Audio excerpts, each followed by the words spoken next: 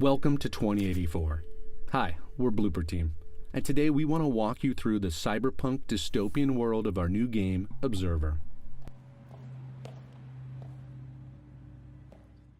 If you played our first game, Layers of Fear, you know that we make a different kind of horror. Something a bit more cerebral, emotional, and psychological. We like to call it hidden horror. I'm with the KPD, if that's what you're asking. Seriously? We haven't had a cop around these parts and... We think of hidden horror as a subgenre. There are a million different types of action games out there, but you don't see that kind of diversity in horror games. Most horror games are designed completely around survival.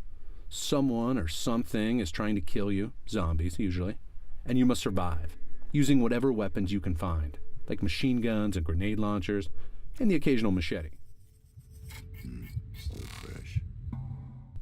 A few people who played Layers of Fear went into the experience expecting survival horror, and were naturally disappointed in our lack of machetes and missile launchers.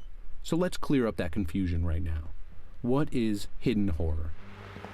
We define it using two main ideas. The first is the subject. What is this game about?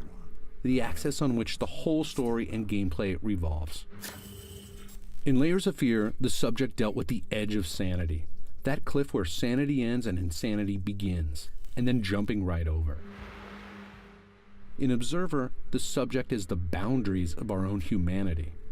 Where does our humanity begin, and where does it end? The proverbial fight between man and the machines we create. The deepening reliance on technology in our everyday lives. How that technology can be used as a tool, but also as a weapon. Don't be afraid. After the subject, the second element of hidden horror is catharsis. We want to scare you in such a way that you are going to feel a release. We want to draw out the horror that hides within you, the horror that hides within us all. I got it. We'll help you to confront those fears, look them straight in the eye, and let them go. Damn it. Still no connection. Listen. One of the fans of Layers of Fear put it best. So that's what it feels like to be I insane. can get whoever's responsible for this if you help me find him. So what does it feel like to be an observer? Observers are neural detectives. They have the authority to hack people's minds and relive their memories as a way to solve crimes. The device on Dan's wrist is the DR3AT, or as it's known to observers, the Dream Eater. The Dream Eater is what allows Dan to hack into people. The idea of inserting yourself into the mind of another is just one of the ways we test the boundaries of humanity, the boundaries of the individual. If someone is inside your head, are you in fact you anymore? Is the ability to force the deepest memories from a person morally acceptable? One could argue it's a new form of psychological rape. That's certainly how the Class C citizens of Krakow feel here in the year 2084. They are scared to death of observers and refer to them as leeches. If you read the tech headlines of today, this frightening future doesn't feel that far off. We already overshare on social media. We are also beginning to augment ourselves with implants like RFID chips and prosthetics. Has technology changed you? Are you being influenced without being aware of it? These are the type of questions we want you to ask yourself as you play Observer. One of the reasons people enjoy horror, enjoy nightmarish monsters scaring the daylights out of us in movie theaters around the world, is that it relieves tension. That's what catharsis is, emotional release. But in games, you make the choices. You decide what happens. That's much more powerful than simply watching a movie on a screen. You experience and interact with the horror yourself.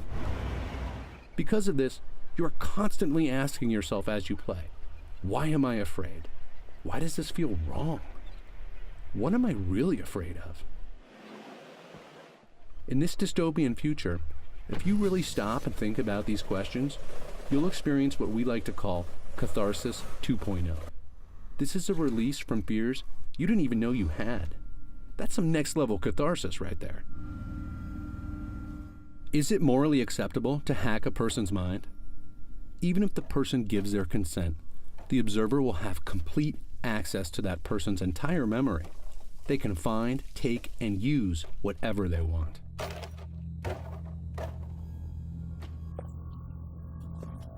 These memories are a private part of this man's life. Detective Lazarski is just plowing right through it. Dan is driven to go as deep as he possibly can to find the truth. In this man's mind, we will learn that he's an ex-con, a recovering drug addict. So we will see the bars of his mental prison he has created for himself, the chains of addiction that hold him back. Some people may rush through this and not notice. But those of us who stop and think about what we are seeing will experience something quite a bit more nuanced and layered. Everything is a symbol. Everything has meaning. The question is, what does it mean to you? At its heart, Observer is a mystery, and you will no doubt have a lot of questions building up as you play. These are your questions. If you stop and think about them, you may find your own answers, and maybe even a bit of release. That's the kind of horror we want to make at Blooper Team. That's hidden horror. Thanks for watching. We'll have a lot more Observer to share with you soon, and we can't wait for you to play Observer for yourself when it releases later this year. Until then, ask yourself, what would you do if your fears were hacked?